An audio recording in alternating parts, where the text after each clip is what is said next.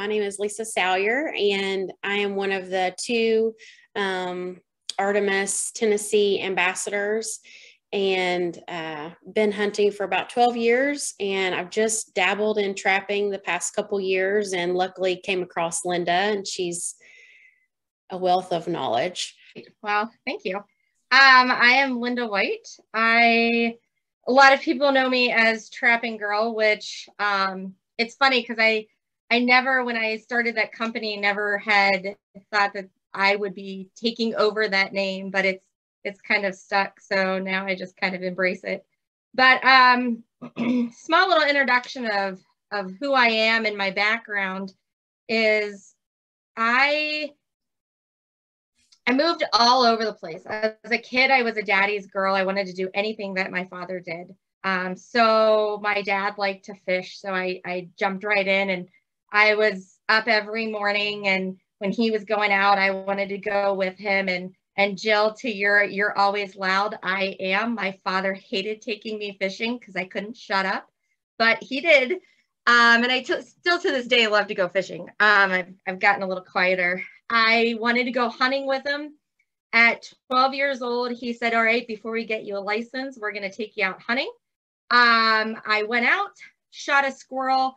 First shot, hit him right in the head. My dad thought I was like, oh, she's this amazing shot. Ran over, super excited, cried and made him bury it in the backyard. So that was my hunting experience until I was in my 30s, because my dad was like, we're done. Like, we're not burying a deer in the backyard, kiddo. So that's it. As far as trapping, I actually never knew what trapping was until I met my husband. We were on a date, and he said, I'm a fisherman, I'm a hunter, and I trap. And if you can't deal with that, then we probably should stop now. So I literally went home. I was living in the city at the time, went home and told my best friend all about it. And she showed me every anti-trapping thing out there, like everything. And I was thinking, honestly, when he told me this is how naive I was. I was thinking like mice, rats, rodents. And I'm like, all right, if that's your thing, dude, whatever. I mean, not my thing, but that's cool. You know, like, why are we trapping mice? But yeah, so my friend told me every anti-story out there. I mean, I watched them all. I watched the videos, and I really thought to myself, like, there's no way this guy is a serial killer, because that's what I thought. And I'm sure, like, some of you that are on here, I know that you're trappers. Others, I'm sure you're just kind of interested in what it is, or you've heard some horror stories.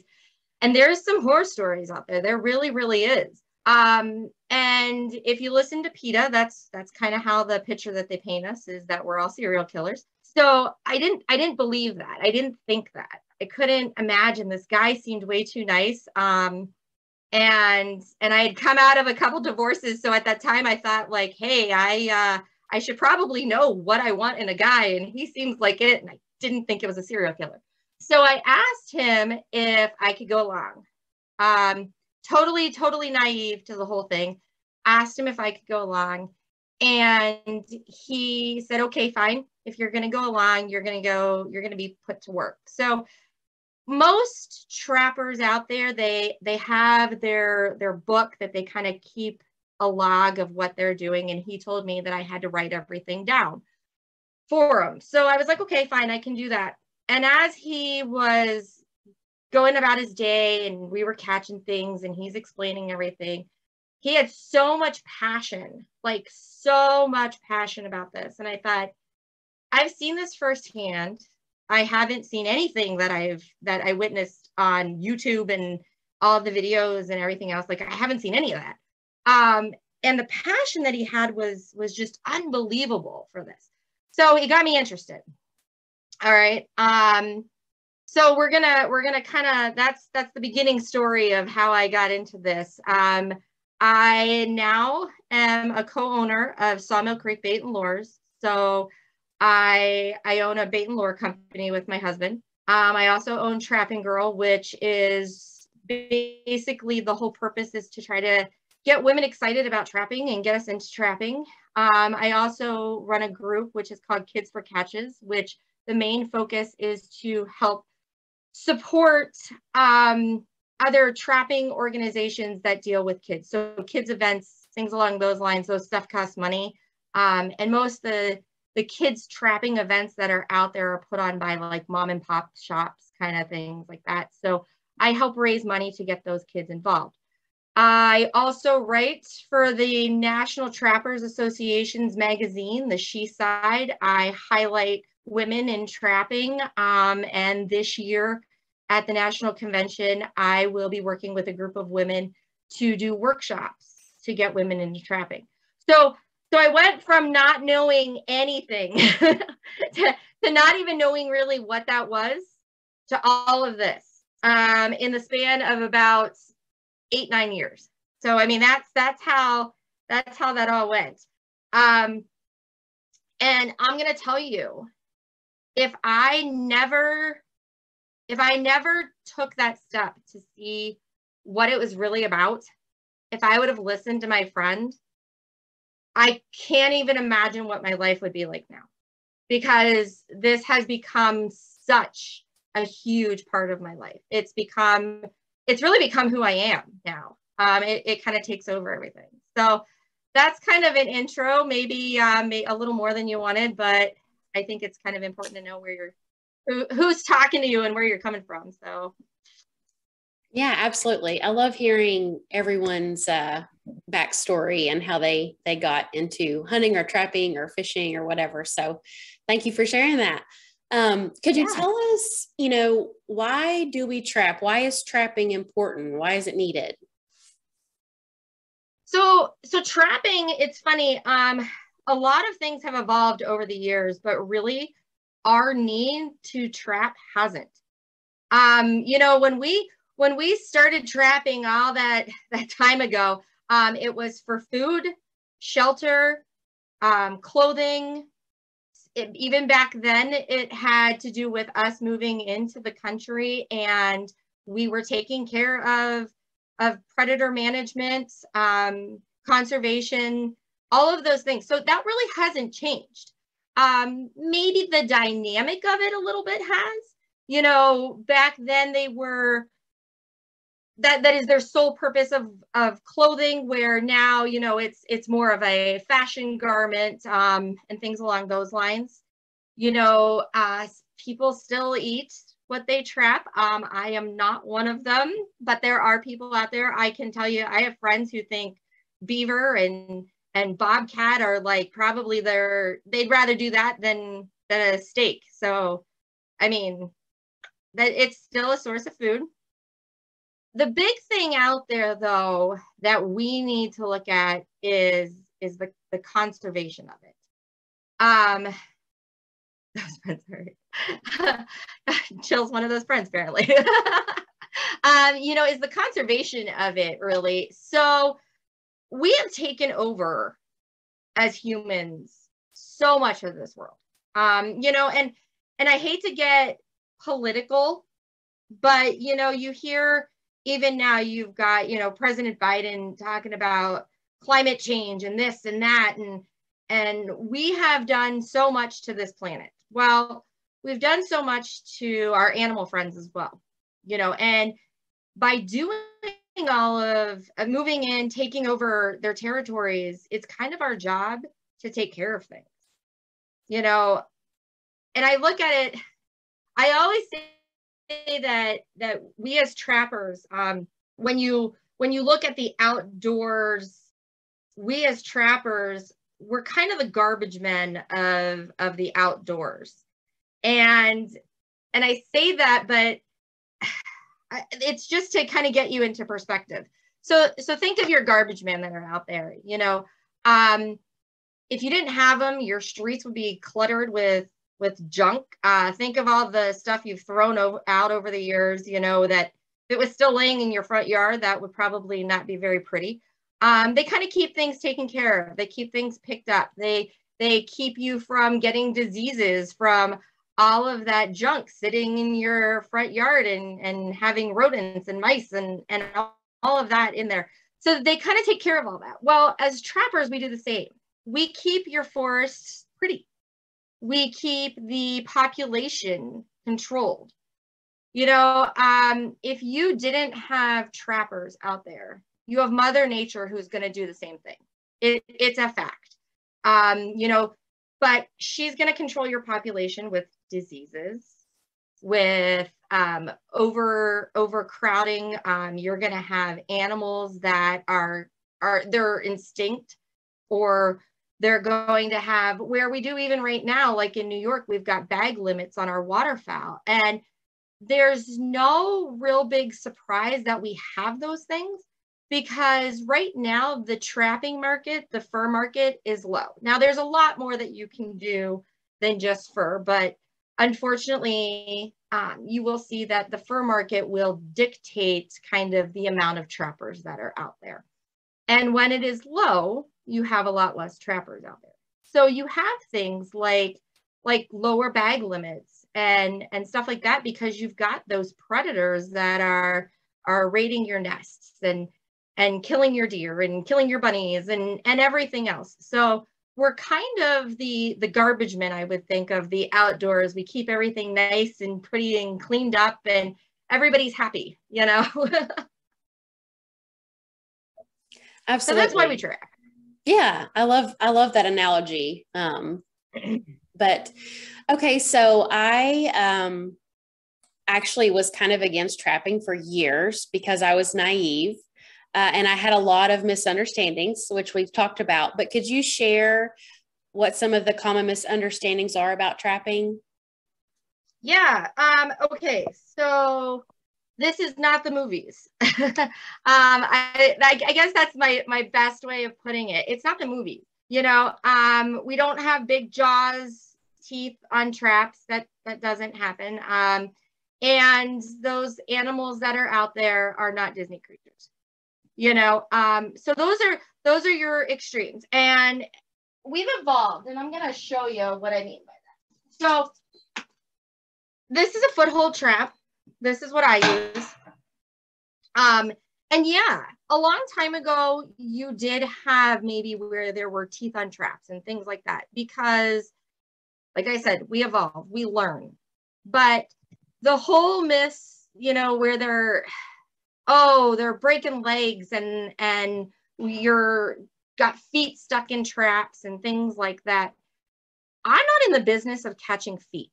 Like, that's not my purpose, you know? So to say, hey, your traps are out there breaking legs and cutting off feet and things like that, like, nobody would want to trap if that was what it was. If that's truly what was happening, you wouldn't want to do that. The other side of things is you've got, for instance, otters. I always take otters because as Disney animals, they're cute, and you go into the zoo and you're like, oh, they're adorable, you know. Otters are horrible on fish, and otters are killers just to kill. And I don't know if many people know that. You know, they'll take a carp, take a bite out of it, throw it up on the bank, go back down, get another carp, take a bite out of it, throw it up on the bank, and keep going. You know, and they're killing just to kill. So there's certain things that it really needs to be taken care of, you know, and people, that's always the big thing. Well, you know, yeah, Mother Nature will take care of these predators. You don't need to. Well, they do, like I said, but it's with diseases and your overcrowded population. So you've got starvation, things along those lines. And that's, in my opinion, way worse than any kind of trapper could ever be. You know, it's a very quick process. I think one of the biggest misunderstandings about trapping is that a lot of us trappers release our animals too. If we have a non-target animal, you know, these traps, that's how much they don't hurt them. You know, if you have something, so for instance, like I said, I'm in New York, and right now our cat season is done. So it was like if I caught a bobcat right now, I could still release that cat. It would be back into the wild, you know, because I can't legally trap it. But unfortunately, sometimes those things happen. You know, and you can release them. Now, do you have instances where things happen? Yes, you do, unfortunately. We've got swivels that are on traps. You know, the way these things are all made now, you know, I've got reinforced jaws and all of that. The way they're all made, those accidents are not meant to happen, but they do, unfortunately. You'll get an animal that will maybe be in that trap and they'll twist around and they'll get so much grass that clogs up there. So you'll come up on there and there will be cut on their foot or something. Unfortunately, that happens. The same way as if you have a deer hunter and they shoot wrong and they're tracking this animal and never find it. You know, it's sad. You don't want that stuff to happen. Like I said, none of us are in the business of catching feet or hurting the animals. You know, when they do get a cut or something, you know, there's a lot of people who save paws whenever they skin out their animals, you know, and so when you have that, that's nicking into your profit. So you don't want those things. You know, so I would say that those are the biggest misunderstandings. If anybody else has one, we can, I mean, I think there was a message or something in here, wasn't there? Yeah, she was just saying that, you know, she also thought that they broke legs, and after trapping and having some experience, she sees that it doesn't injure the non-targeted animals. Yeah. And basically, and you kind of described it to me as they're like handcuffs. Essentially, there's some space in there, and you can put rubber in there in the jaws.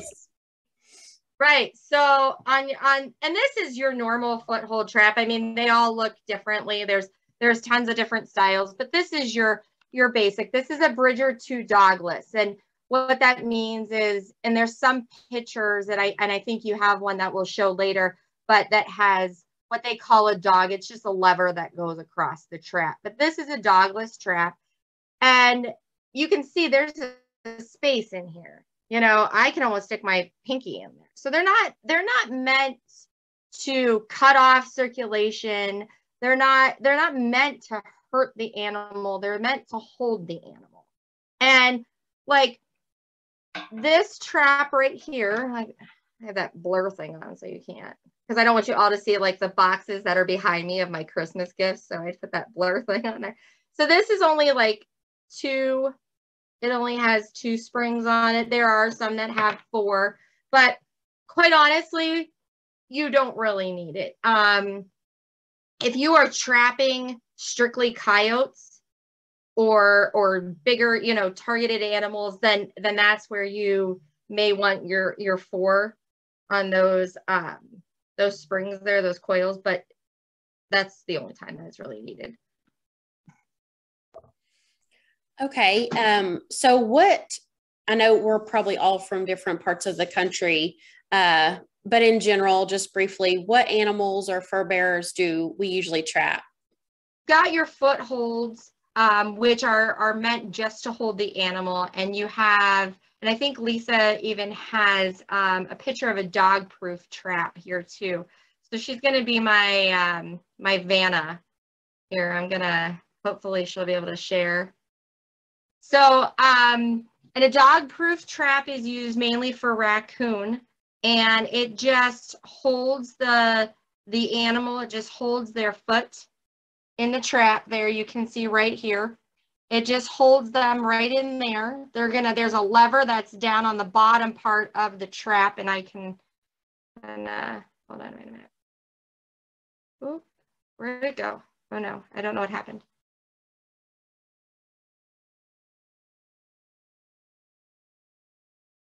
Are you there? I can't hear you. I can't hear you. What she just showed, that was a dog-proof trap, and it's called a dog-proof trap mainly for not being able to catch dogs, not being able to catch any kind of, domestic pets or anything like that in it. There's cage traps as well, which allows you to, they're also called live traps, which allows you to just cage the animal. Then you would put some kind of bait or lure in the back. And I know that that's what a lot of people use. And there's some states that this is the only thing that they're allowed to use are cage traps that are out there. So this allows the animal to go in, the door will shut, and they sit in there, they're just live in the trap there until you dispatch them. Even your water traps, which are called kill traps, they actually are humane. And the reason why I say it the way I do is, for instance, this right here is a 330, and I don't know if it's going to blur it out. It's going to blur it out. Okay, I don't think you're going to know it. So this is a 330. I don't know if she has a picture. I think it's going to blur it out. I have a smaller version. Okay. So that's a body gripping trap. And they are called kill traps, but they kill instantly, which is humane. They're coming in, you're getting your target animal, and in the water, the whole target animal part is a lot easier.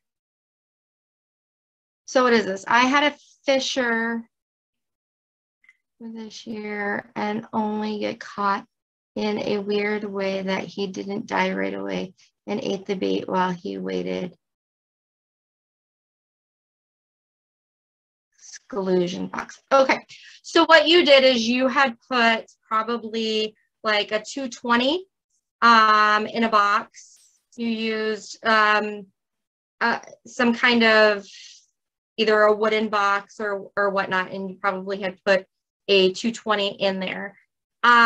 So we have from our instances learned that certain traps for certain animals are too big. You really want to make sure that you're using the correct trap for the correct animal. And that has a lot to do with why certain things, maybe it wouldn't die instantly or whatnot, because fish are so, when they go through, and I'll have to ask, my husband is a fisher trapper, and I honestly, I could care less about fisher. I'm going to tell you right now, if they were any bigger, I would never go in the woods. They are a vicious, vicious animal. So thank God that they're as small as they are. But I'm not a big fan. My husband loves them. He thinks they're great. We're not exactly happy about the season that we get. We get our season and the very end of October, where they're not really prime yet. We really need to be doing it in December, but that's unfortunately not my wish. So it doesn't matter what I have to say about that. But we've learned that there are the way that they will come through, depending on how the trap hits them. The back of the fish are right here.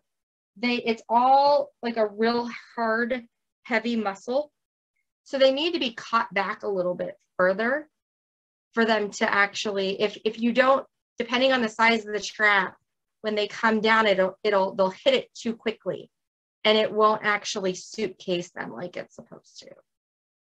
So that could be your problem there. And like I said, unfortunately, you have instances like that where it happens, and you just need to maybe adjust the size of your trap, adjust your box where you're setting things, and then you won't have those instances again. Okay. I think you've covered, we're just like briefly hitting things here, obviously, but you've covered most of the different traps other than snares. Do you want to say anything about snares? So that's another a trap that's out there. It's just a cable. You'll either hear like cable restraint or snare. They're just a cable. You make a loop. There's a lock on it. It allows the animal to walk through. It slides down, and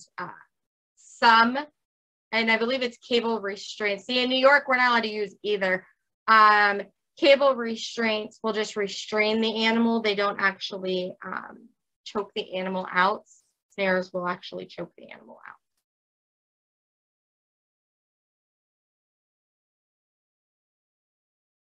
All right. Sorry, I lost my page there. Somebody asked me, what part of New York State am I trapping in? I trap in the southern tier, which is about an hour south of Buffalo. That's where I trap in New York. And then I also go to Nebraska and Arkansas as well. So just for, anyone who's brand new, when the term set is basically, if I'm going to go trap a coyote and I dig my hole, put my trap in, and put my scent out, that is kind of what we would call a set. And different, sets will look different depending on the critter you're after, the trap you're using. And we don't have time to go into all of them, but could you briefly kind of tell us about a couple different sets and which fur bearer you'd be after, what would work best if you want to pick a couple critters? Yeah. So, do you want me to show the videos too that I have? If you want, that's fine. Sure. Okay. All right. So when you watched when you saw the video at first, you saw, like she's just laying down.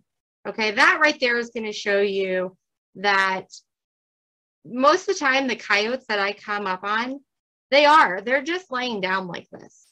Like they're caught and they're held there.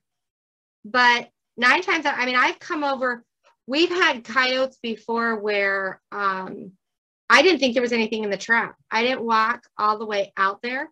I looked over and it took me a minute to realize, because she was laying there sleeping behind a log. Like I've had that happen before. So you'll have those. Now here you can see there's a bank. There's kind of like a bank here. All right. I use this as my backing. Now you're going to hear a lot of people that will talk about backing. I use this backing, and all those sticks that she's got pulled out, those sticks right there too, are used as part of my backing. So since you can't hear anything from this video, I'm going to show you the remake of this, and I'll just talk through the remake of it. I don't know why you can't hear anything. That stinks. I'm sorry. So I'm just digging this out here. Like I was telling you about the backing, pulling all those sticks. I want to take, especially with canines use a lot of scent. Okay, they leave a lot of that behind. So anything that I'm going to take out of this set, I'm going to push it back on that backing. I'm going to want it behind. I don't want to, fox are a big one. I want to take all the central location, or all the central scent that animal leaves behind, and I want to throw it back up. So that's something that I do all the time. I am going to dig out a bed, and that's what we call, like wherever you put your trap, that's what we call it. It was called a trap bed. And I wallow out the bottom part. I almost make like a bowl underneath my trap. And I think that's what I'm telling you right now. I almost make a bowl underneath. And the reason why for that is because where we live in New York, there is a lot of rain, snow, all of that. And if you don't kind of bowl out the bottom part of your bed, you're going to have all of that rain, snow, and everything sitting in your trap. So I don't know if some of you on here do trap, and I don't know if you've ever come up and your trap is literally sitting in a bowl of water. I mean, it looks like it's just, it's got water all over it. You can't hardly even see. It's kind of washed out. You're not even sure where your trap is. If you bowl out the bottom of it, it will actually, you see kind of I have like a little bit of a circle there, and I pounded out the two sides. Now I'm putting wax dirt there. Sometimes I use salt instead, but wax dirt will help in our area with not sticking. But what I do is I have that bolt out, and then I have my levers kind of sitting on top, and you can almost see where underneath that trap, there's nothing there. There's a good, probably about a half an inch to an inch of just nothing, where my levers on each side are holding that trap up. And that helps me with, like I said, whenever I go have rain, snow, all of that, it all seeps down in, and therefore it's not gonna freeze my trap down. I'm not gonna have any kind of issues that way. So, sorry. This is just like, I'm gonna have a basic dirt hole in the back, and I set back further than most people. Most people, and you'll see here in a little bit, I'll put my dirt hole right where those logs are. Now, the reason for this is because of where I am. In New York, where I'm at, I trap over 2 counties, and I have over 1,000 trappers in those 2 counties. Okay, that's a lot of competition for me. So my animals are actually, they're used to being trapped. They know what a trap is. I guarantee that probably 1 out of 5 animals that I catch probably have had some kind of experience with a trap before. So my animals are a little bit gun shy, and I set back a little bit further, and I am big on having multiple scents at a set because I want to get their feet moving. The longer you can keep the animal there, the better of a chance you have with catching that target animal. So I'm gonna wallow this hole out, okay? And I'm gonna put bait down in the hole. And I want it to look like something's been digging there. I want it to look kind of messy. So I'm gonna pull that stuff all out and over, and it's gonna look like it's been messed with. Something's digging, something's living down under that pile. And then I will also smear I'm gonna put some final step in there. That's a bait. So let's talk for a second about baits. And I don't know if everybody knows what a bait is. I guess I'm not putting final step. That's a test bait that I have. But anyhow, so a bait is something that they eat. It's gonna be, I know people who put chicken down there. I know people who will use venison, like deer scraps, things like that. I know that they do that. We sell baits and lures, so obviously I use what we make and sell. But you can do any of those things. You can put mice. I know people who will stick a whole mouse down the hole. So it's something that they would want to eat. That's what a bait is. Okay, so just for anybody who doesn't know that. So I'm going to stick that bait down the hole. Now in New York, it is illegal for us to have any kind of bait showing from above. We have to have it covered somehow. So I always stick like a leaf or something in there. Now, Lisa, you said in Tennessee, it's illegal for you to have any kind of bait at all, correct? You're not allowed to use any bait in Tennessee? Yes, we can use lures, but you can't bait anything in Tennessee, hunting or trapping, unless, if you're doing a live trap and you weren't going to kill the animal, that's fine. But yeah, baiting is pretty much illegal. Okay. Yeah. So, and I don't know why my video stopped too, but, so afterwards I will smear a gland lure, on the back of that rock, like right at the top, the edge here. I'm going to smear a gland lure that's up there. I will either put a gland lure or a curiosity lure. Now where that rock is, and I don't know why my video cut off, where this rock is, I'm going to put a little punch hole right there too. And whatever I didn't put there. So if I put I believe I put a gland lure on the back of that rock right there. I'll put a curiosity lure right where that rock, where this rock is in that little punch hole. I don't want a big hole. I don't want this big flashy hole. I just want a little bit of a punch hole. And all that is it's allowing their sense to be used. So when they come in and they smell, they're going to get their feet moving, and they're going to have, there's more chance of you trapping that animal, of you catching that animal. You want your trap to be level with the ground. You don't want it to stick up, okay? So the top of your trap, I do have that. So when you have this trap set, I'm gonna, hold on. Sorry, I gotta set this trap and I can't do it on the table. So I'm sorry about that. You guys are gonna have to when you set it on the desk and I thought you were going to set that with your hands, I was very impressed. No, I am not that girl. There are girls out there. I am not that girl. Nope, I use setters all the way. So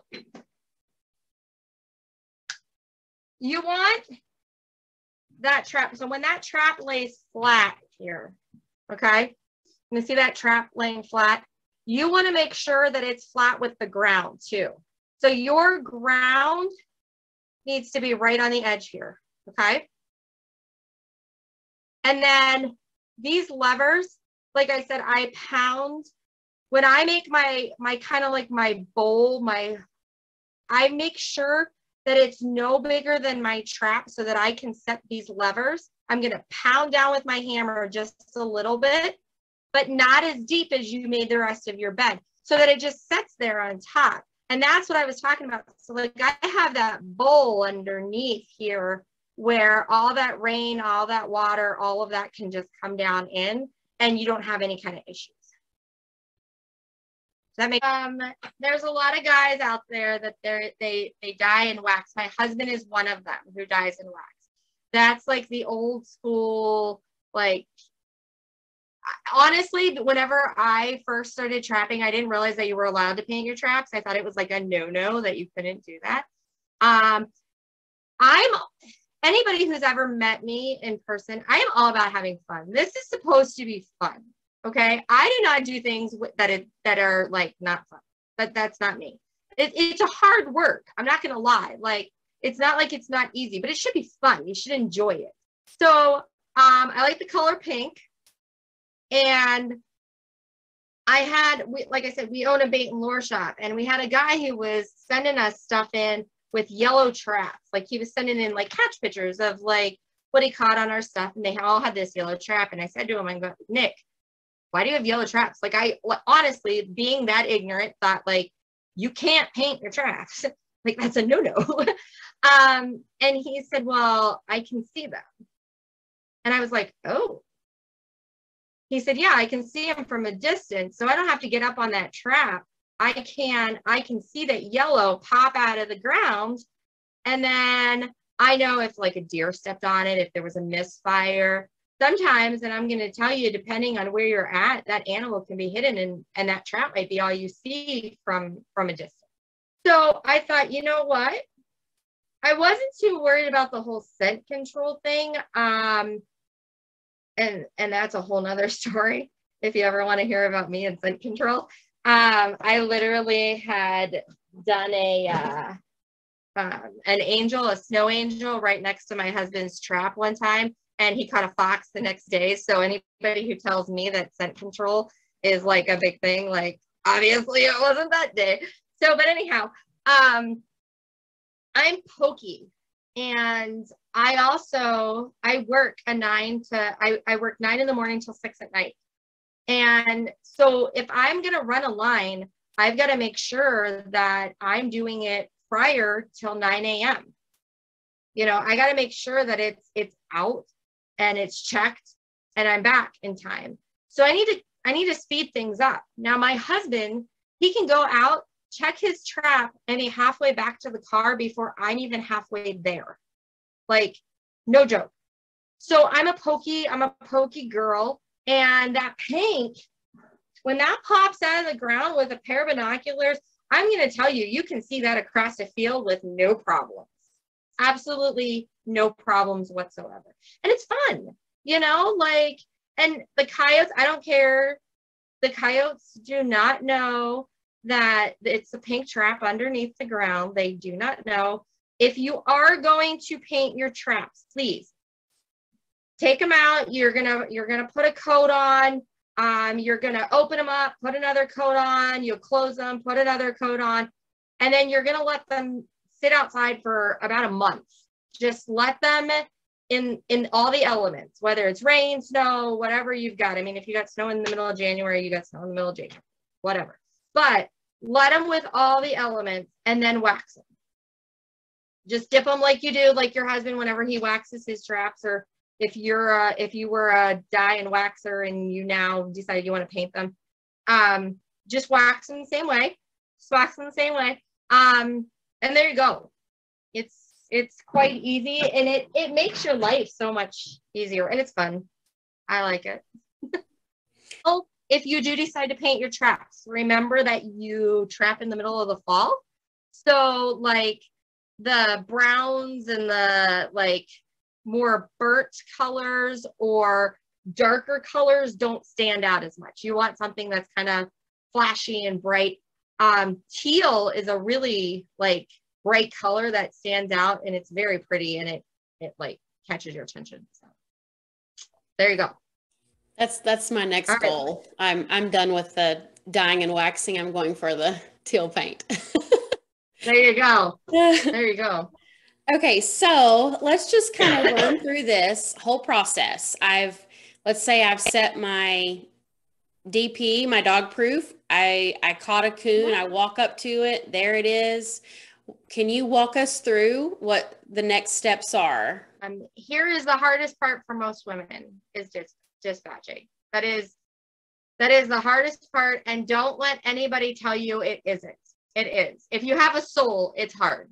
Okay. I mean, like, and for me, I'm going to tell you, I had to look at it as, why was I really doing this? Okay. Because it's not like hunting where you see that animal off in the distance and you shoot it. You're face to face with that animal. You are. And I'm not going to lie, coon look really cute. Like when they're looking up at you, like they do. And then you think about like all of the destruction and the corn and everything else, and then they don't look, but they do. They look cute. So dispatching is difficult. I use a 22. I use a little pink 22 cricket, and that's what I shoot them with. You can dispatch a couple different ways. My friend Nikki uses a catch pole, and she will hurry up and choke them out. I can't do that. I can't. I know people who bonk them over the head. They'll take their driver and they just kind of tap them real quick and a hard blow, and they're out that way too. I can't do that. I use a 22. That's how I dispatch. I will tell you that coon are probably the worst to dispatch because they're very dramatic. They have a nervous system that whenever you shoot them, like they flop around, and it's just their nerves. They are actually, you know, dead, but they just have a nervous system that just are ridiculous. So it's very dramatic. Coyotes, fox, you shoot them, they're down, and you're good to go. But anyhow, you're gonna dispatch, you're going to remake your set, and then the next thing is that you need to be able to take care of that animal. But yeah, so you're gonna have to flush it out, and I think Lisa has a couple little pictures here. You're gonna have to skin it and flush it out. And this right here is a great picture. So now this is the coon, but this actually kind of, most land animals you're going to skin this way.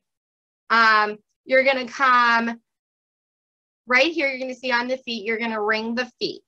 Okay. Take your knife and you're going to ring the feet. Cut right there. And then, and I always do this backwards. Everybody's different. So I ring the feet first, and then I make my opening cut that comes down from one end to the other, which is right there. And you're going to want to be basically, so if this was a male, you would be between their pecker and between their anus. So their anus is back here. And then you would cut your tail. Some people will cut their tail right at the beginning like this. Okay, so you're gonna make your little triangle here, and then you would open up part of the tail and then use a zipper, which is what they call, it's a tool to a zipper and a stripper. You're gonna pull that tail out and you would zip the tail down. So you do want to cut the whole tail down, but you want to pull the tail out first. I personally will pull the legs out and then cut the tail, but it's to each his own. It all depends on what you feel comfortable with. And then you're going to pull all the way down. And most animals, I'm going to tell you, the less knife work you do, the better off you are, because the less chance of you cutting into anything. So you really want to, if possible, just pull as much as you can. You know, you may need to use the knife a little bit and kind of help yourself down, because some of these animals can be pretty tough, you know, especially like a coon. There's a lot of fat that's on a coon, so they can be pretty tough. But yeah, you'll just, and you'll pull it down, you'll cut the feet out, pull that, then you'll get down to the head and you'll just work your way out all the way. Yep. And then you're going to put it on a beam, a fleshing beam, and you're going to flesh it out, and then stick it on your boards. So you want to make sure whenever you're fleshing,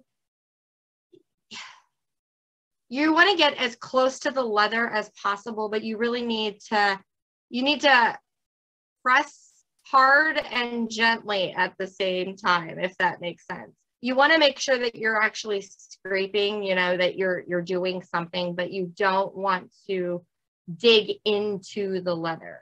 That's kind of really important there, because you want to make sure that that leather is there. And what we do now, some people will put them on the board, they'll wait about 24 hours, they'll flip their fur, and then they'll dry it the rest of the way. I use borax. So when I'm done, because of where we're at, we will borax the inside of it really, really, really, really well. And I mean really well. And then we'll just put it fur out and pin them and let them dry that way. And we'll use belly boards and things along those lines if we need to. When we borax, we do it right away. So we don't let it dry at all. I'm in an unheated area. So are we. We have a shed that we do have a, like a burner, a wood stove that's out there whenever we're working. But it doesn't, like, it just kind of gets the chill off. I wouldn't say like it actually is heated, if that makes sense. So we will just borax them right away and put them fur side out. We do what's called skip the flip. So if you ever wanted to like Google what that is, like there's tons of YouTube videos out there and everything. So we do what's called skip the flip. So do you want to talk about like, oh, sorry, was there another question? Oh, no, wait a minute. Oh yeah, the knife. Sharpen your fleshing knife or keep it down? Oh, no.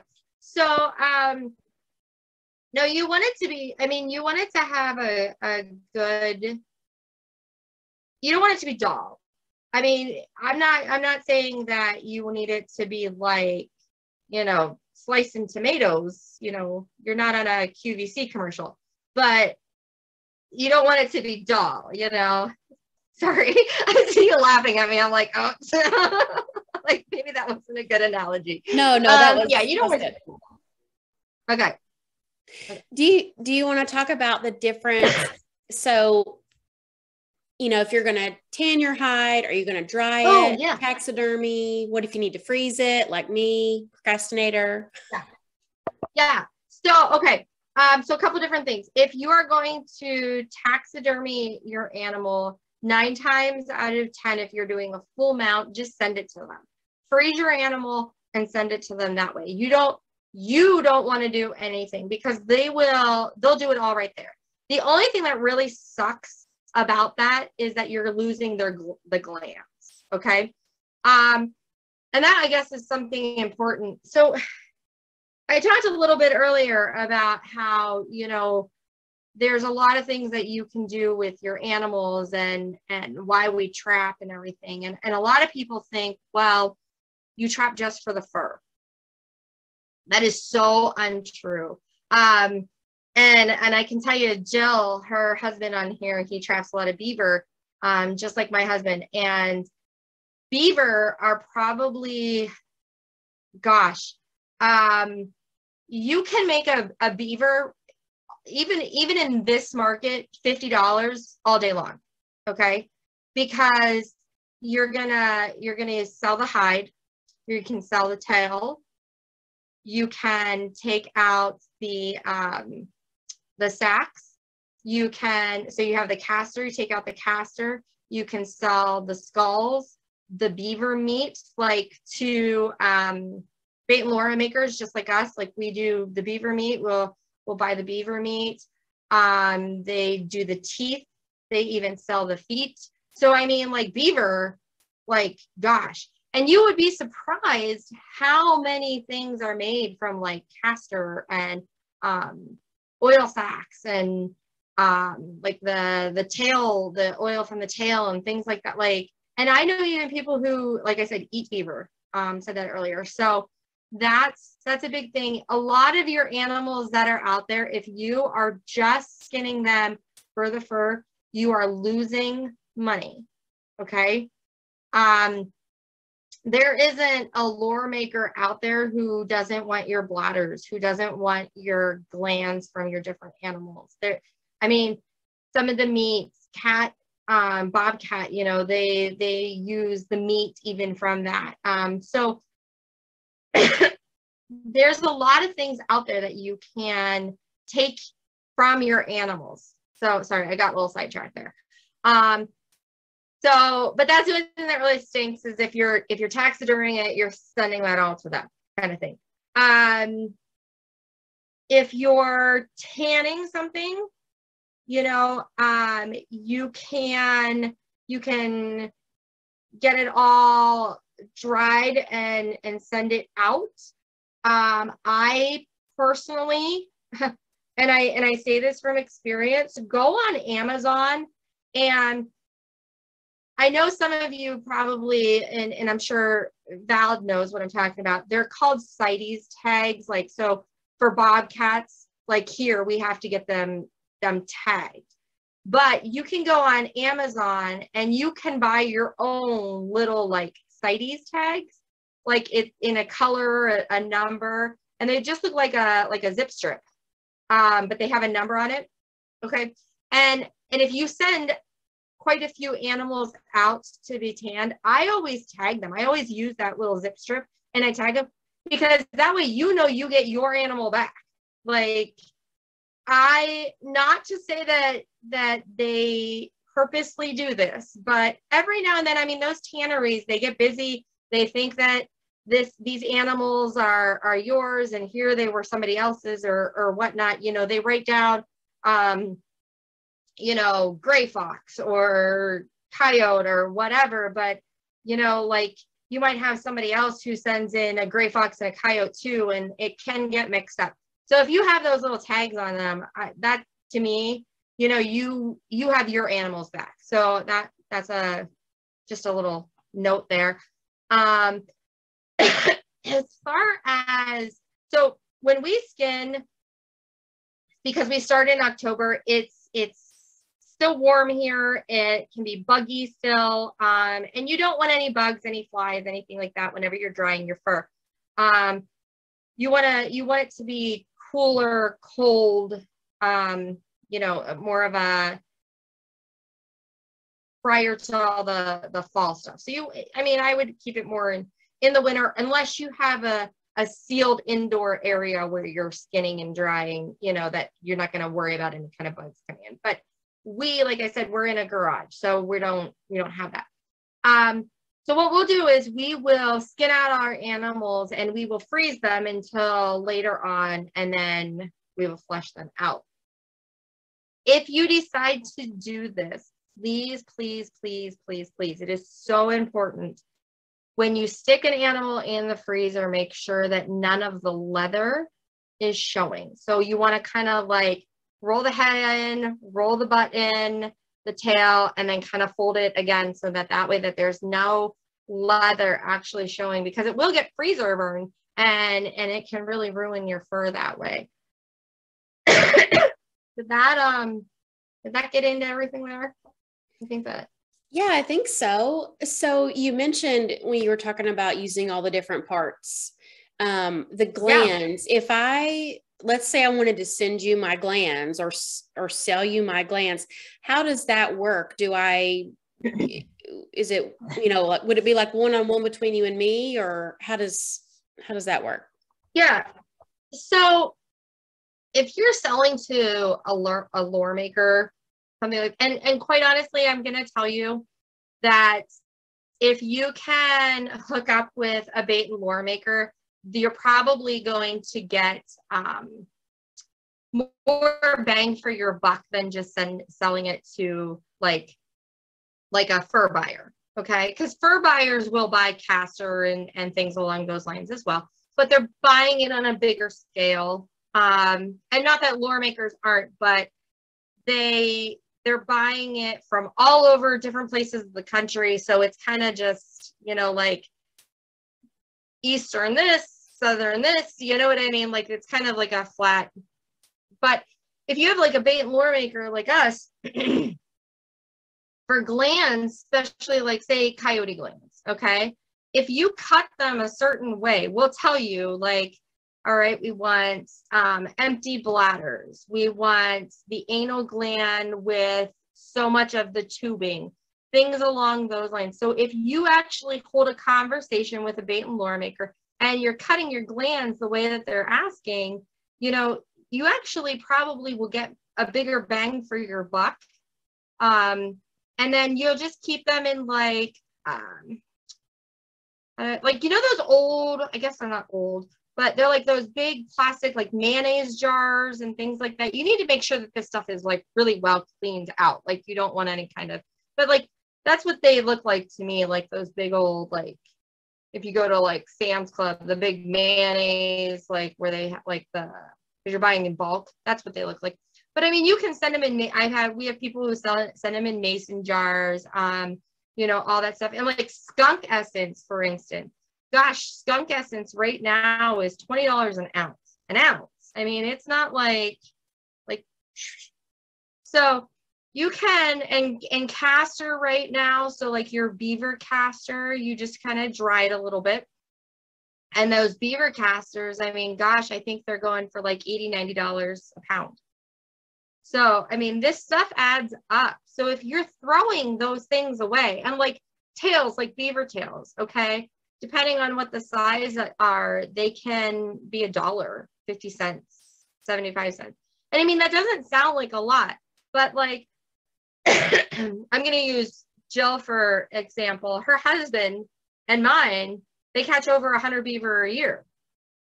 So if you think about it, 100 beaver a year, you just threw $100 away because you threw away every tail, or $50 away if they were small. You know what I mean? Like, so those things add up.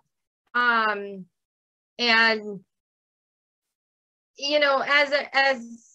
as being someone on this side of the coin, people complain of inflation. Okay, we all do. We all complain about inflation. Baits and lures are going up. This is going up. That's going up. It's because people aren't saving these things. You know, if you have less trappers out there, and the trappers who are out there are not saving their glands, are not saving their essence, is not saving these things, well, then as a bait and lure maker, it's harder to get that stuff. So we have to pay more for it to get it. So that causes your prices to go up. You know, I mean, it's just all one hand washing the other, really. It's funny because when I first got in contact with Lisa and she asked me if I wanted to do this and she was telling me about Artemis, the very first thing I thought was, well, you don't have any trappers. Like, why would we do this? And it took me a minute. And it was funny because, like, even my husband said, he's like, well, yeah, but isn't that your whole thing, Linda? I do a lot of talks. I go to a lot of conventions, and I really try to show women that this is not a man's sport. I mean, it started out that way, but even if you go back to the history of trapping, women have always been involved. So I talk to a lot of women all over the country. I mean, I'm going to Alaska here in a little bit and going to a women's seminar, and which is super cool, let me tell you. Sorry, side note, but that's super cool. So, but anyhow, I talk to women all over the place, and when Lisa first talked to me, I was like, they're not known for trappers. Why do they want to talk to me? You know? And my husband said, well, isn't that your thing, Linda? Like, isn't that the whole purpose? Like, isn't that what you want to do?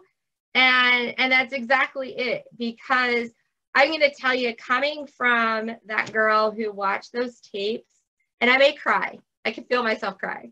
So coming from that girl who watched those tapes where I was sitting there with my best friend telling me, like, oh my gosh, I can't believe you like this. And a few minutes ago, you were talking about managing the animal and not eradicating the animal. I think that is another thing that could go under myths about trapping, is that, you know, we're not out there to just knock out all the coyotes on the property. It's just a management perspective. And that's definitely another, I think, myth.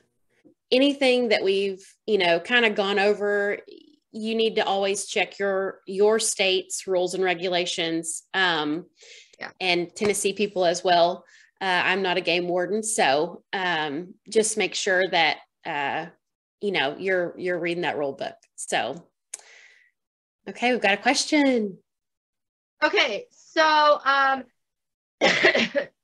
releasing a bobcat, I'm going to tell you, out of all of your probably non-target animals, that is going to be your most difficult, only because bobcats are very, very easy to choke out. So normally, like with a bobcat, you're going to want to take a catch pull, and you would try to put it around the arm and the neck. Okay, so that way you're not choking out that animal. But most of the time, what you will do is you will take a catch pull, you can put it around their neck, and you can pull the animal away and release the foot, depending on if it's a back foot or a front foot catch. I would say there's also what are called shields. Some people will carry a shield, which it has like a little cut out right where you would put the foot. You can then put the shield up. You would then use the shield. You would stick their foot on the bottom part of the shield, and you would be able to release their foot that way, and they'll go. And, you know, I've had people where they'll take like a bin. What am I thinking? Like a tote, you know what I mean? And they've put the tote over the animal, and they can kind of contain the animal in there, leave their foot out, release the foot, and then be able to kind of pull the tote up or back away. And sometimes they'll even just pop the tote itself. But yeah, those are different strategies, different things on how to release the animals. I'm going to tell you, most of the time, like if it's, say, somebody's dog, I still will use a catch pole, but nine times out of 10 domestic dogs, like if they're actually someone's pet, now if they're just kind of like a barn dog, you know, kind of roaming around, that's a little bit different. But 9 times out of 10 when they're somebody's pet, they'll just lay down and let you do it. Like, but I normally, for safety precautions, because you don't know that animal, you know, still keep a catch pole, hold them down, release them. It's not going to hurt them. Bobcats are the only ones where you really kind of have to worry about windpipes and so on. So yeah, you've got the regular flushing method, and then I've seen all this talk about using a pressure washer. Have you ever done that? No, I have not. And I'm going to tell you, like, that kind of freaks me out a little bit because I'm not all about being messy. And that seems like it would be really messy. Like, because you're just having like all that flat and like, that just seems gross to me. But no, I have not done that. Hold of somebody. Come out with me. Message me. Say, hey, Linda, I want to come out on your line and see what you've got. But seriously, like, go out and see what it's all about. And if you have some interesting, like you have things that even on your own property, you're like, you know, hey, I'd really like to learn, you know, what do I do with this? How do I do that? You know, reach out, talk to me. Like I said, I'm super approachable. This is, over the last like 8-9 years, this has become my life, and it literally like makes my heart beat. So I have no problems talking to you about any of